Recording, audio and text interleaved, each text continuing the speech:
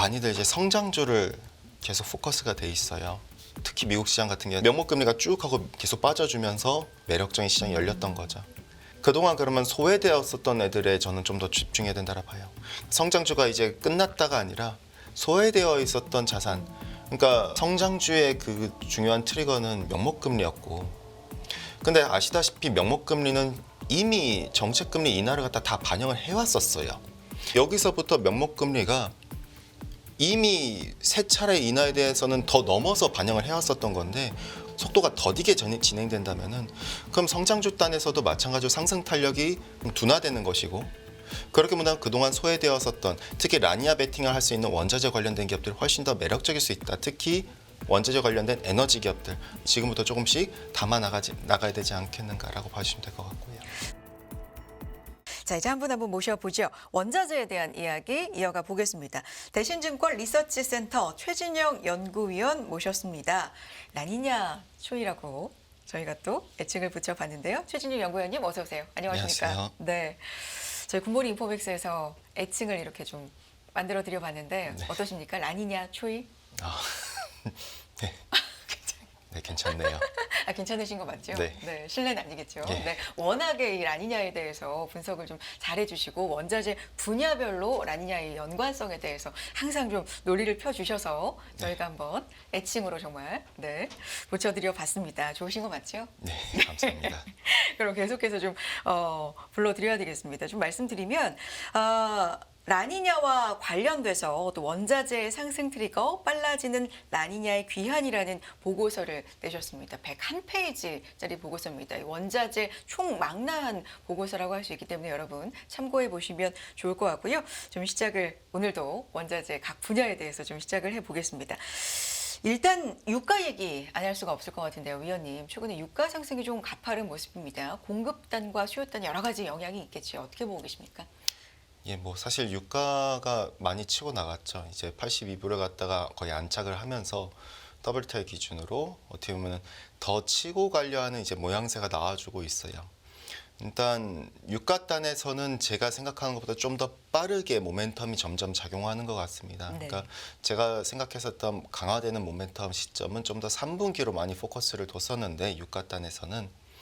근데 이제 그 시점이 좀 더 빨라지고 있는 그 배경을 놓고 보면은 사실 수요는 그렇게 썩 막 좋은 것도 아니고 나쁜 것도 아니거든요. 그러니까 여전히 선진국들은 부동산 경기가 상대적으로 좀 부진한 상황이고, 이 같은 상황에서는 결국 주택 관련 내구재 수요는 여전히 정체된 상황이고, 이에 따라 운송을 갖다 해주는 이제 운송량 디젤 수요라든가 이런 단에서도 마찬가지로 크게 뭔가 개선된 그림이라고 보기는 어려워요. 다만 결국 중요한 점은 이제 감산이 이번에 자발적 감산이 한 번 더 연장됐고, 그 내용을 살펴보면 훨씬 더 유의미한 부분들이 많았었거든요. 네. 이제 러시아 같은 경우에는 당초에 지키지도 않았었던 약속인 수출을 갖다가 줄이겠다는 약속을 이제는 감산으로 변경을 했다라는 사실이겠고, 이라크 역시도 그 같은 부분을 재확인해 줌에 따라서 어떻게 보면 유가단에서 좀 더 힘을 실어줬는데, 근데 이제 더 중요한 점은 4월부터 조금 더 중요해질 것 같아요. 일단 그 부분을 갖다 시장이 좀 더 빠르게 반영하고 있는 게 아닌가라 생각이 드는 게 몇 가지가 있는 게, 첫 번째는 결국 계절성이거든요. 그러니까 많이들 드라이빙 시즌 곧 있으면 시작된다는데 사실 드라이빙 시즌은 그렇게까지 중요치는 않아요. 그러니까 결국 경제학에서도 아시다시피 수요 곡선은 일정하게 올라가거든요. 공급이 탄력적이죠. 근데 그 공급자들의 계절성이 중요하거든요. 누구다? 중동 산유국들이죠. 이들 중동 산유국들은 매년 4월부터 9월까지가 냉방 시즌으로 이제 들어갑니다. 그러면 냉방 시즌으로 진입을 했었을 때 이들은 우리랑 좀 구조가 다른 게 전력을 생산할 때 40% 이상이 석유거든요. 우리는 석탄이나 원전 중심인데, 그러다 보니 이들은 자국의 전력 수급 안정이 최우선이고 자국민이 최우선이기 때문에 결국 석유 수출이나 원유 수출을 갖다 통제하기 시작한단 말이죠. 매년 4월부터 9월까지 수출량이 평균적으로 둔화가 되고, 이때마다 OSP가 인상되는 이유가 바로 이 때문이라 볼 수 있고, 결과적으로 수급이 좀 더 타이트해지는 부분이라 볼 수 있겠고, 두 번째로는 그 얘기들이 좀 많이 나오잖아요. 뭐 아람코가 이제 상장 준비한다라는 얘기. 결과적으로 2019년 때도 한번 그랬던 적이 있기 때문에 그 말 즉슨 결국 일종의 결코 유가를 갖다가 낮추기 위한 정책을 갖다 펼 이유는 없어졌다라고 볼 수가 있어요. 그렇기 때문에 저희는 좀 더 이 같은 좀 더 상방을 갖다가 열어줄 만한 모멘텀이 조금씩 좀 더 앞당겨지고 있고 계절성단도 중요한 부분으로 작용하고 있다라 볼 수가 있겠고요. 최근에 사우디 원유 수출이 2개월 연속 감소했다. 이 부분도 관련돼서 좀 생각해 볼 만한 부분일까요? 맞습니다. 네. 결국에는 OSP 스프레드를 갖다 놓고 보더라도 향후 수출 추이를 갖다 우리가 알 수가 있거든요. 그러니까 그러니까 중동 국가들의 최대 고객은 아시아 국가들이에요. 누구? 한국, 일본, 싱가포르, 인도, 중국. 네. 이 5개 국가가 최대 어떻게 보면 주요 고객이라 볼 수 있는데 이 아시아 지역으로 들어가는 OSP, 이 아시아 국가들은 기본적으로 중진류를 많이 사용하죠. 중진류의 OSP를 갖다가 경진류 OSP보다 상대적으로 어떻게 보면 좀 더 저렴하게 하면은 수출이 더 늘어나겠죠. 근데 반대로 중진류 OSP랑 경진류 OSP에 상대적으로 봤었을 때 중진류 OSP가 그렇게까지 저렴하지 않다 또는 인상을 했다 이렇게 되면은 아시아 고객들은 이 중진류에 대해서 좀 덜 찾겠죠. 그러면은 이 스프레드를 놓고 보면은 중동 산유국들의 수출 추이를 갖다가 조금 더 한 2개월 정도를 선행을 해요. 그럼 그 방향성으로 보면은 우리가 좀 여전히 중동 산유국들은 어떻게 보면 수급단에서 억제하는 조치를 하다 좀 더 무게를 두면서 추진하고 있다라 볼 수가 있겠죠. 네. 공급단에서의 이슈 그렇고요. 수요단에서도 보면 중국의 경기가 최근의 지표를 보면 그래도 회복 조짐이 있는 게 아닌가라는 이런 것도 좀 작용을 합니까? 예, 뭐 작용은 하는데 네. 이제 저는 좀 사실 지금 당장 중국에 대해서 막 기대를 잘 안 하고 있거든요. 그러니까 장기적으로는 저는 2020년 8월부터 지금까지도 장기적으로 중국을 여진 최악의 국가라고 봐요. 장기적으로 보면은.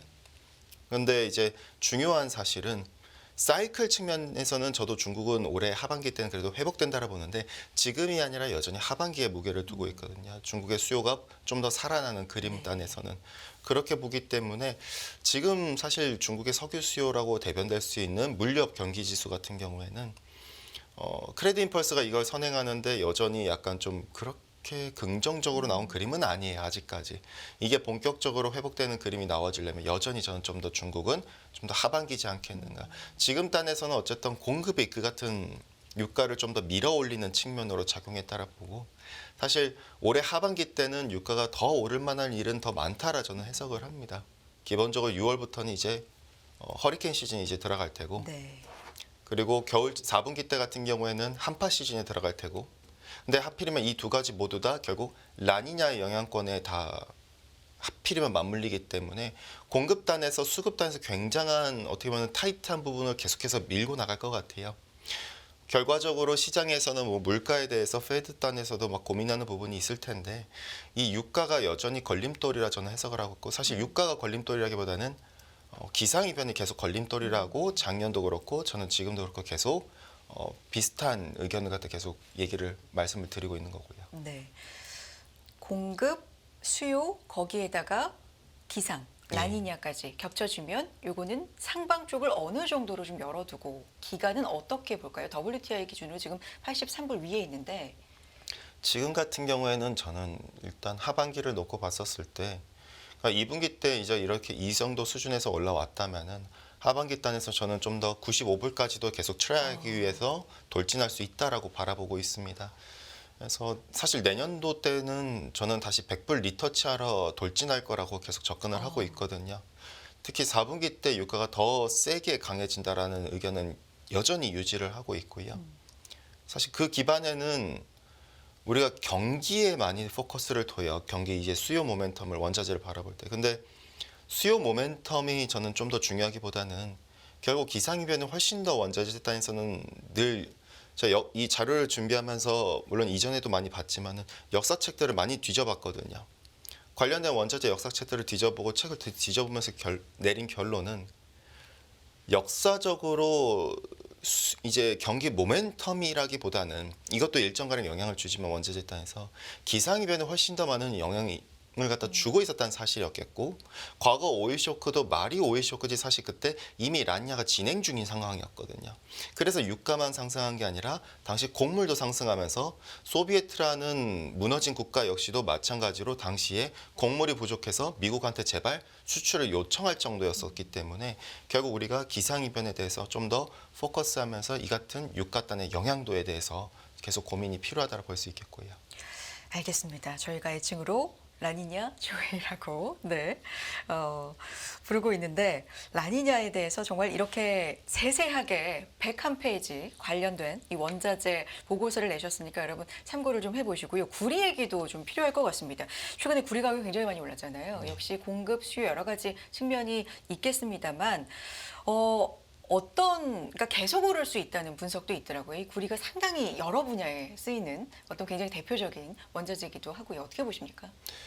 예, 저는 구리 좋게 봅니다. 네. 2분기는 잠시 조금 조용할 수는 있어도 여전히 하반기 때 더 세질 수 있다라 접근하고 있고 이번 자료를 통해서 지난 연간 전망 때보다도 훨씬 더 원자재들에 대해서 좀 더 긍정적인 뷰를 계속 제시를 해주고 있어요.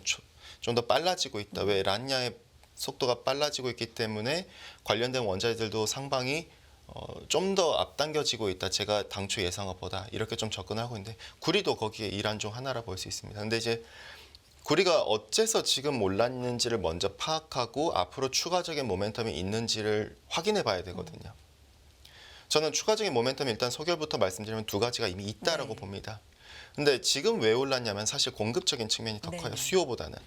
즉 원래 매년 상반기 특히 연초 때는 공급이 잘 없어요. 그러니까 정광의 수급이 굉장히 타이트한 구간입니다. 글로벌리하게도요. 근데 이제 정광의 수급이 타이트한 그 계절성 국면인데 하필이면 작년 말부터 시작해서 주요 구리 광산들이 점점 폐업이 들어갔었죠. 왜? 너무 가격이 좀 그러니까 높았었을 때 이들 광산들이 책정했었던 BP를 갖다가 빠르게 하회하면서 이제 손실이 우려되기 때문에 좀 채산성이 떨어지는 광산이 점점 폐업하기 시작했고 파나마라든지 최근에 뭐 호주도 그렇죠. 중단을 파나마 했죠. 같은 경우에는 네. 대표적으로 이들은 사실 법원에 의해서 폐업이 돼 버렸어요. 이제 이제 어떻게 보면 뭐 친환경 단체나 이런 쪽에서 많이 달라붙어 가지고 어떻게 보면 폐광을 하게 되었는데 검토 중인데 다만 이렇게 정광의 수급이 이렇게 타이트해져 버리면은 누가 손실을 발생하냐면은 재련 기업들이에요. 네. 결국 재련 기업들 특히 중국계 재련 기업들이 그렇죠. 정광의 수급이 타이트해지니까 협상력단에서 누가 우위에 서느냐? 공급자인 광산의 우위가 형성되고 결국 정광 판매할 때 협상력에 광산이 우위가 되니까 원재 시장은 소비자가 왕이 아니라 공급자가 왕인데 이 같은 상황에서 결과적으로 재련 기업들은 수익이 마이너스로 이미 올해 초부터 계속 들어갔거든요. 중국계 기업들은 마이너스 적자 상태로 들어가고 상사들인 트래피거라든가 이런 상사들도 수급단에서 좀 협력을 제대로 안 해주다 보니까 결국 중국계 기업들은 공동 감산이 날 수밖에 없었다라고 볼 수가 있죠. 이 같은 그림들이 결과적으로 지금의 구리 가격을 만들었다라고 볼 수 있는데 그럼 여기서 추가적인 상방 모멘텀 단에서 우리가 고민해 볼 필요가 있어요. 구리 가격 많이 오른 건 사실이에요. 연초 대비 많이 오른 것도 사실이지만은 작년 초 때와 이렇게 가격을 다 그려서 보면은 여전히 작년 4월 달 레벨에 그냥 박스권에 갇혀 있다라 볼 수 있어요. 그렇게 보면은 뭔가 모멘텀이 필요해서 이제 그 위로 올라가야 될 텐데 저는 그 모멘텀은 긍정적으로 접근하기에 두 가지로 보고 있거든요. 네. 이 두 가지가 결과적으로 올해 하반기 때 구리를 더 끌어올릴 원동력이 될 것이라 보는 게 첫 번째 중국입니다. 저는 앞서 언급드렸다시피 여전히 장기적으로 중국에 대해서는 좋지 않게 봐요. 중국은 이미 IRA나 뭐 유럽의 CRM이나 이런 걸 통해서 중국은 이제 과거의 영광은 끝났다라고 접근을 계속 하고 있거든요. 근데 여기서 중요한 점은 단기적인 경기 사이클 측면에서 중국이 왜 살아난다라 보냐면은 그러니까 경기의 단기적인 사이클이죠. 방향성은 이렇지만은 이런 식으로 왔다 갔다 하니까요. 결국 실질금리라 저는 보고 있고요. 그러니까 중국이 회복되는데 실질금리 무슨 연관성이냐? 중국이 이번 3월달 중앙정부 양해를 살펴보면은 예상한 대로 기대할 필요가 없었어요. 저는 지난번에도 말씀드렸다시피 중앙정부 양해는 보지 말자라고 자주 말씀드리고 이전 직장에 있을 때도 중앙정부 양해 볼 필요 없다라고 말씀을 드렸거든요. 중국 트레이더들은 그러니까 중국 본토에 있는 트레이더들은 3월 양해를 안 봐요. 1월달 지방정부 양해를 보거든요. 1월달 지방정부 양해에서 아시다시피 내용들을 살펴보면 그렇게 서프라이즈인 게 없었거든요. 이번도 마찬가지였어요. 결국 지방정부들은 부채 부담 때문에 여전히 부양책 약했고 중앙정부도 부양에 있어서 그렇게까지 뭔가 적극적이지 못했고 네. 그나마 제가 볼 땐 서프라이즈했던 점은 특별채권을 발행했다는 사실인데 그래봤자 그걸 다 합해도 전년 부양 대비했을 때 3.2%밖에 안 늘어나요. 그럼 정부 단에서 뭔가 기대할 필요가 없는데 다만 저는 올해 중국의 부양의 핵심은 정부가 아니라 가계거든요. 가계의 레버리지가 중요해요. 지방정부나 중앙정부 레버리지가 아니라. 가계 레버리지를 위해서 세 가지의 중국의 대책들이 크게 나왔습니다. 1월 말 때 첫 번째, 우리로 치면 서울 같은 지역인 중국의 1선 도시 내지 2선 도시들을 중심으로 해서 다시 한 번 더 주택 관련 규제들이 이제 매매 거래 규제가 완화가 됐어요. 네. 두 번째, 상업용 부동산에 대해서도 레버리지 관련된 규제가 단계적으로 완화됐죠. 또 하나는 가장 중요했었던 금리죠. LPR. 그렇죠. 네. 부동산과 연계성이 가장 높은 5년물 LPR 금리를 갖다 깜짝 인하를 해줬고 뿐만 아니라 이번에 경제관철부에서도 얘기가 나왔지만은 2분기 때 MLF 금리와 지급준비율을 갖다 더 내릴 수 있다라는 얘기들이 나와줬어요. 그러면은 이 같은 방향성 보면은 중국은 지금 어떻게든 금리를 낮추는 부분입니다. 부동산을 통해서 부동산 결국 가계 레버리지죠. 가계 레버리지, 부동산을 활용해서 가계 레버리지를 일으켜가지고 소비를 갖다가 부양시키겠다라는 거거든요. 물론 시간이 좀 걸리겠지만은 중요한 점은 금리 인하만으로는 부족해요. 금리 인하한다 해가지고 경기가 바로 살아나지 못하거든요. 결국 그래서 우리가 주목해야 될 부분이 물가예요. 중국은 작년에 부양책을 했지만 효과가 없었던 이유가 금리를 낮춰도 물가 하락 속도가 더 가팔랐거든요. 네. 그러다 보니 실질금리가 안 빠지고 오히려 더 높아졌었죠. 근데 실질금리가 빠져야 은행에 있는 유효자금들이 외부로 나와서 실물시장으로 들어가 버릴 텐데 이것이 저는 좀 유의미하게 봤던 게 두 가지입니다. 앞으로 긍정적으로 보는 이유고 구리단에서도 긍정적으로 보는 이유가 첫 번째, 중국의 물가가 실질금리가 내려가기 위한 물가단의 첫 번째는 돈유기예요. 중국의 물가에 가장 큰 영향을 주는 것은 부동산보다는 돼지고기입니다. 네. 결국 엔겔 지수가 높은 나라니까요. 또 돈육 같은 경우에는 아시다시피 양돈 농가들이 적자 상황이 지금 몇 년째 되고 있어요. 이러다 보니 사육두수를 모돈까지도 줄이고 있거든요. 그럼 모돈 사육두수 증감률이 역축으로 그리면은 돈육 가격 상승률을 갖다 선행합니다. 6개월가량. 방향성이 그럼 돈육 가격은 어떻게 된다? 회복되는 방향인 거예요. 이번 CPI 중국 단에서 헤드라인 CPI가 회복된 거는 저는 우연이 아니라고 계속 바라봅니다. 두 번째 가장 중요한 키는 연료탄 즉 석탄이에요. 중국의 물가에서 또 다른 가장 중요한 척도가 결국엔 전력에도 영향을 줄 수 있는 게 석탄인데 전력 구조 안에서 중국의 석탄 의존도는 67%예요. 여전히 석탄이에요. 신재생 하지만 전체 비중이 30%도 안 됩니다. 그럼 여기서 중요한 사실은 석탄단에서 앞서 언급드렸다시피 이전에도 라니냐가 오게 될 경우 결국 겨울철 난방 수요 급증하게 되고 난방은 전력원이고 전력원은 뭐다? 바로 석탄이기 때문에 석탄의 회복은 결과적으로 중국의 물가의 회복이고 이 두 가지의 회복은 결과적으로 보다 중국의 실질금리를 빠르게 낮춰주게 되고 실질금리가 빠르게 낮춰주면은 예금에 집중돼 있었던 자금들이 유휴자금들이 빠져나갈 수 있는 활로를 만들어주거든요. 네. 그럼 중국이 점점 회복된다는 그림이 나타났었을 때 구리는 추가 상방열이 저는 가능하다고 접근할 수 있겠고요. 두 번째 가장 중요한 부분은 결국 구리단에서 봤었을 때 중국도 중요하지만은 결국 또 라니냐예요. 왜? 이게 모든 원자재가 다 연결되어 있는 게 라니냐가 왔었을 때는 앞서 언급드린 대로 결국 난방 수요 겨울철에 전력 수요 전력원은 뭐다? 결국 석탄 천연가스인데 전력을 통해서 뭘 만든다? 산업금속이에요. 가장 전력 가격에 예민한 애가 전력 투입량이 가장 많이 소비되는 생산할 때 알루미늄 그리고 리튬, 니켈, 주석, 반도체 들어간 주석 내지는 구리라고 볼 수가 있겠죠. 네. 이들의 민감성이 굉장히 높고 이들은 전력 없이는 절대 생산이 불가능한 게 산업금속이기 때문에 그 방향성 단에서도 굉장히 저는 유의미하고 실제로 차트를 그려보더라도 미국의 전력 생산 비용 상승률과 그다음에 화석연료 가격들의 상승률을 갖다 같이 그려보고 산업금속 지수 상승률을 같이 그려보더라도 이건 동일하게 갑니다. 결국 가격의 정가인 것이죠. 그렇기 때문에 우리는 이 두 가지 측면에서 구리단에서는 중국과 라니아가 굉장히 좀 중요한 키가 되지 않겠는가. 그래서 상방이 좀 더 열리는 게 본격적으로는 제가 볼 때는 좀 더 하반기 때 더 세게 열리지 않겠는가 볼 수 있겠고요. 그렇군요. JP모건 같은 경우는 2025년까지 $10,000 구리 예측도 했더라고요. 뭐 정확하게 예측은 못하겠지만 어쨌든 연구위원님도 상방은 훨씬 더 열려 있을 수 있다라고 예. 보시네요. 지금까지 말씀해주신 그 이유로 저희가 뭐 라니냐 초이라고 저희끼리 부른다라고 말씀을 드렸었는데 하나 더 있습니다. 뭔지 아세요? 들으셨죠? 밖에서. 못 코코아 조이 못 드셨어요? 들으셨죠? 네. 코코아 조이라고 저희가 또 불러드리고 있는데, 왜냐하면 연말 연초에 이제 원자재 시장에 대한 질문 분석을 좀 부탁을 드리면서 이런 말씀을 들었습니다.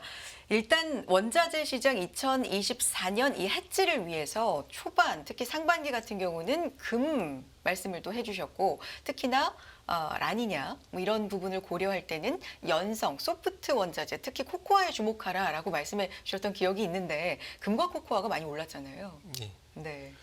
그쵸. 이제 코코아는 사실 이제 라니아보다 엘니뇨 때 굉장히 매력적인 자산입니다. 그러니까 지리적 특성과 기상이변의 연관성이 굉장히 깊을 텐데요.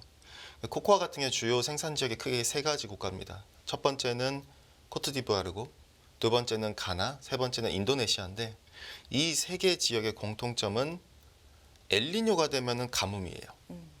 그래서 근데 코코아는 파종과 수확 주기를 살펴보면 이 12개월 내내 파종과 수확이 계속 이루어지는 굉장히 특이한 농산물이라 볼 수 있어요. 근데 이제 코코아 같은 경우엔 특히나 이제 가격이 높을 수밖에 없었던 원인은, 뭐 작년에 전 직장 있을 때도 계속 주장을 했지만은 엘니뇨가 왔었을 때는 이 지역의 가뭄이 심각하게 되기 때문에 결국 원단 커피 코코아는 매력적이다. 네. 작년 연간 전망 통해서도 여전히 원단 커피 코코아 매력적이다. 올해 상반기까지 계속 매력적이라고 말씀을 드렸었는데, 근데 이제 코코아와 관련해 가지고 지금 굉장히 많이 높잖아요. 마치 원자재 네. 엔비디아라고도 불려요. 아니 뭐 미국에서는 초콜릿 값이 굉장히 많이 오르고 기업들도 그렇죠. 코코아가 어쨌든 좀 귀해진 거 아닙니까? 비싸지기도 했고. 그쵸. 네. 하필이면은 이제 홍해 리스크랑도 또 같이 그렇죠. 맞물렸어가지고, 왜냐면 공급 차질이라기보다는 운임비가 올랐기 때문에 네. 그거에 가만히 돼야 되거든요. 그렇기 때문에 어떻게 보면 가격의 상방이 더 뚜렷했는데, 근데 저는 올해 상반기까지 여전히 좋다 말씀드리지만은 하반기로 가면은 이 코코아의 상승세도 주춤할 수밖에 없다라고 계속 말씀을 드려요. 그러니까 로부스타 커피라던가 코코아 가격이 굉장히 많이 높아졌지만은 결국 엘니뇨에서 라니냐로 전환되면은 이들 코코아 주요 생산 지역 같은 경우에는 좀 더 이제 비가 적정량이 내리게 되는 전환 국면으로 들어가게 됩니다. 네. 그러면은 제가 봤을 때 12개월 내내 파종과 수확이라 말씀드렸잖아요.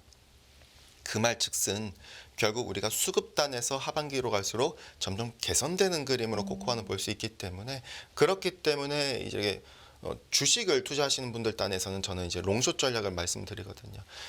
이제 올해 상반기까지 기준으로는 제가 끊임없이 작년에도 그렇게 말씀드렸지만은, 곡물은 엘니뇨 때 하락하고 소프트는 상승하기 때문에 이런 식품 관련된 기업들은 마진이 좋아지고, 반대로 이런 음료 관련된 기업들이나 이런 초콜릿 관련된 기업들은 마진이 좀 축소되는 방향이었다면은, 올해 하반기 때는 이게 서로가 반대의 그림으로 볼 수가 있는 것이죠.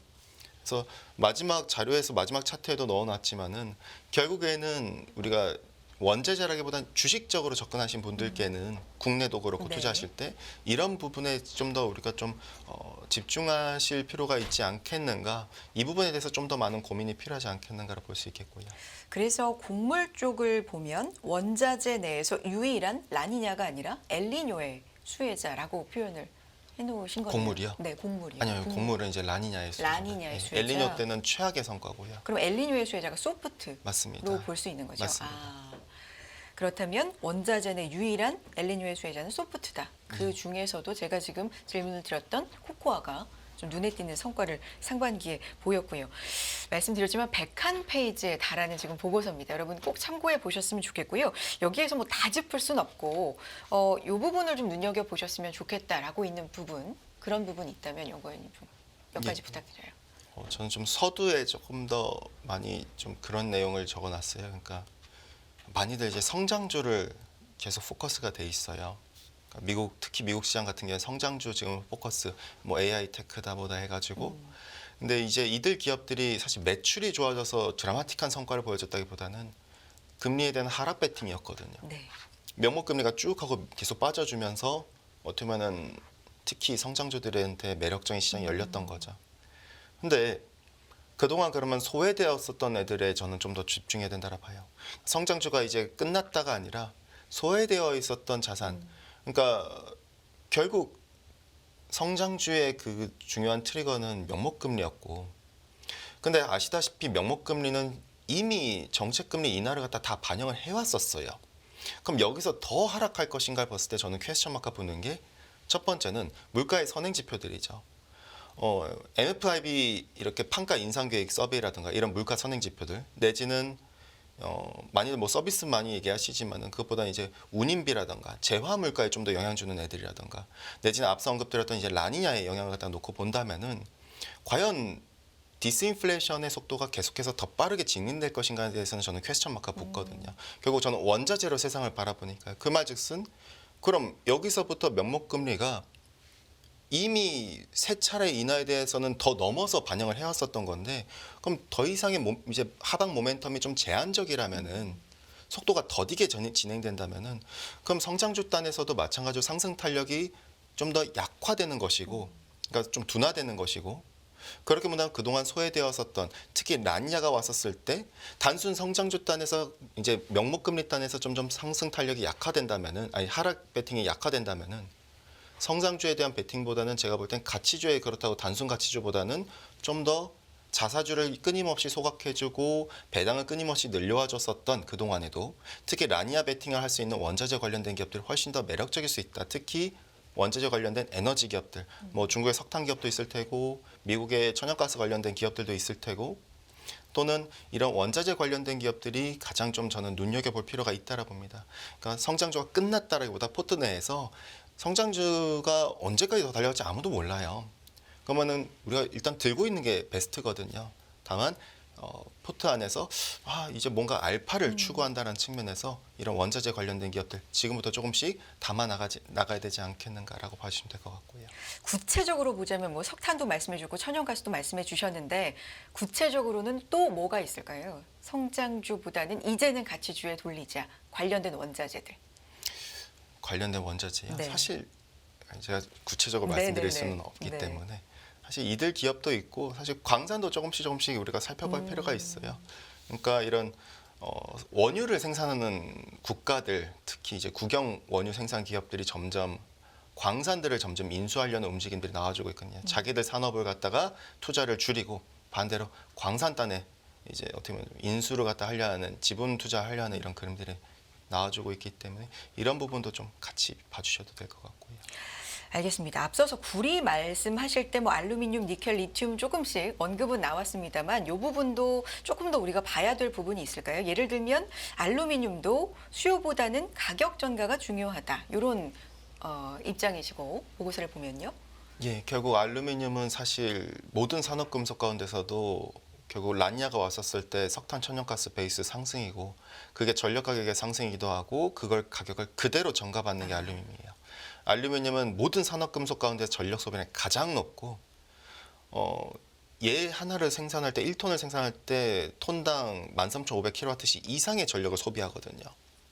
그렇기 때문에 사실상 전력 가격이에요. 얘 자체가 석탄 가격이기도 하고요. 천연가스 가격이나 그렇기 때문에 이런 가격 전가 측면 뭐 리튬이나 니켈도 사실은 자연 감산이 도래해서 얘들도 매력적인 건 맞지만은 사실 알루미늄과 거의 비슷한 맥락입니다. 결국에는 우리가 수요를 많이들 언급하시는데 수요보다는 저는 여전히 가격 전가에 굉장한 좀 포커스가 필요하다. 모멘텀이 그게 바로 기상이변인 것이고 실물 자산이기 때문에 상상의 나래를 펼치는 주식 자산이 아니라 미래를 땡겨오는 자산도 아니라 결국에는 실물 자산이기 때문에 기상이변에 특히나 민감하기 때문에 앞으로의 방향성은 특히나 더 우리가 좀 특히 첫 번째로 가장 눈여볼 게 곡물이 먼저 회복할 가능성이 점점 뚜렷해질 것이고 두 번째로는 에너지 섹터, 세 번째로는 산업금속 섹터 순으로 원자재의 이 3대 섹터의 비중이 MS가 차지 펀드 안에서 가장 큰 애들이 순서대로 회복되는 그림에 대해서 좀 초점을 맞춰보자라 보시면 될 것 같고요. 원자재 단의 첫 번째 곡물, 두 번째 에너지, 세 번째 산업 생산 순으로 예, 산업금속이죠. 산업금속 순으로 좀 보자라고 말씀해 주셨고요. 하나 라니냐가 좀 당겨질 가능성이 있다고 계속해서 출연하실 때마다 이제 말씀해 주시면서 6월 저는 기억을 하는데 요거는 그러면 언제 본격적으로 우리가 원자재 가격 이렇게 보면서 라니냐 언급이 굉장히 많이 되고 이런 선반영이랄까요? 이런 거는 몇 월부터 좀 보면 됩니까? 지금이 3월인데. 기본적으로 일단 라니냐 전망치들은 계속 빠르게 조정되면서 이제 6월, 8월로 다 네. 당겨졌습니다.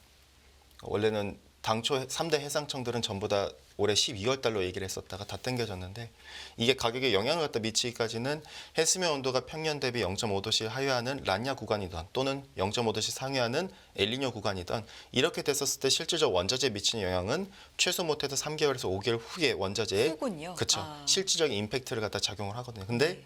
그 이전에 우리가 살펴봐야 될 게 곡물이에요. 얘들이 분명 민감하게 작용할 게 뻔하거든요. 왜? 누가 먼저 타격을 받냐면은 중국 남부 곡창지대예요. 우리가 2020년으로 기억을 거슬러 가보죠. 당시에는 라니냐가 오기 시작했어요. 근데 많이들 유동성빨이 이렇게 치부해버리는데 그게 아니라 라니냐 때문에 중국 남부 지금 폭우가 내버렸거든요. 그래서 중국의 산샤댐이 무너진다는 말이 돌 정도였거든요. 네. 곡창지대 파괴되니까 그때부터 아이디어는 이거였어요. 왜? 글로벌 최대 돈육 소비국은 중국이고 그거는 원료는 사료고 사료의 원료는 곡물이고 근데 옥수수랑 소맥의 곡창지대 파괴됐다? 결국 중국은 해외에서 수입을 늘릴 수밖에 없다는 네. 논리로 곡물이 먼저 회복되기 시작했거든요. 뒤이어서 석탄천연가스가 따라가기 시작했었고 라니냐 영향을 받으면서 그렇기 때문에 곡물이 먼저 타격받을 게 사실은 이 라니냐 임팩트. 곡물에 좀 더 주목하고 두 번째로는 유가죠. 결국 6월에서 11월 달 허리케인 시즌, 라니냐 임팩트가 강화되는 시점에 하필 허리케인 시즌, 그리고 올해 10월에서 12월 달에 한파 시즌 때 하필은 또 라니냐 영향. 이게 또 더 한층 더 강화시키기 게 뻔하고 이것은 또 한 번 곡물과 산업금속한테 순차적으로 가격 전가를 일으킬 게 뻔하니까요. 알겠습니다. 그래서 앞서서도 곡물, 에너지, 산업금속 순을 또 말씀해 주신 거군요. 여기까지 함께 하겠습니다. 라니냐 초이 대신증권 리서치센터의 최진영 연구위원 함께했습니다. 고맙습니다. 감사합니다.